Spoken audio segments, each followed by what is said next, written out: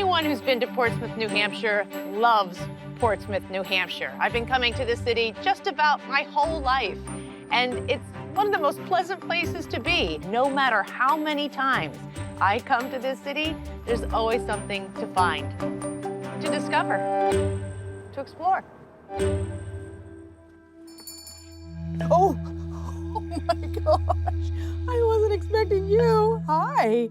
You're the dumb guys? We're the dumb guys. And this is your stuff. This is our stuff. Do you mind if I just like poke around and then? Oh, no, sure. Go ahead. Oh my gosh.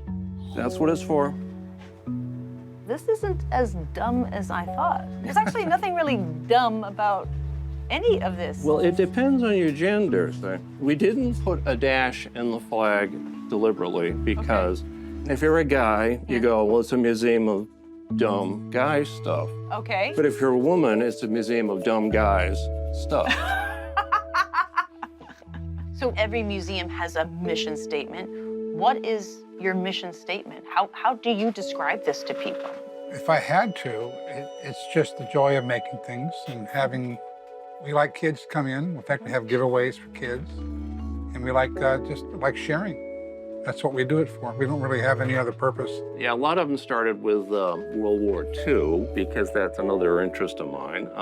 But then there's different countries. These are all World War II characters up here.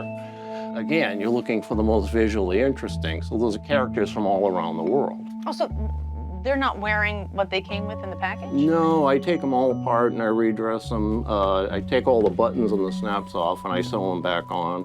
And then I go again, look at historical accuracy to make sure they've got the accurate equipment. So the amount of detail you put into each figurine that goes into the diorama is exceptional. Oh, yeah. Clay and Rod are now working on 4 dioramas depicting the history of Portsmouth, going all the way back to the Stone Age, the settlers trading, then the plague that wiped out 90% of the indigenous population here. So you really seek to educate with your diorama? Well, yes, we do. And if they can see the diorama, they get a much greater sense of what it actually looked like, what the people looked like, instead of just looking at a painting.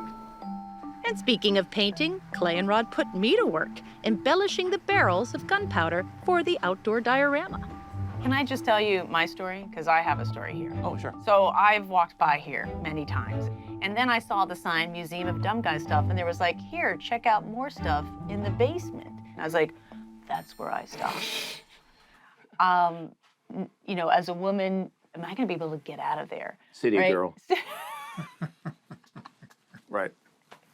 And so I'm here only because I could bring my whole crew and we could well document it. And I've got witnesses and I've got footage and I've got sound.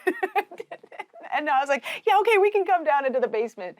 And this is fantastic. It's just a really, you guys are wonderful. You're so friendly and lovely. And then there's Harvey. And there's Harley. Aww.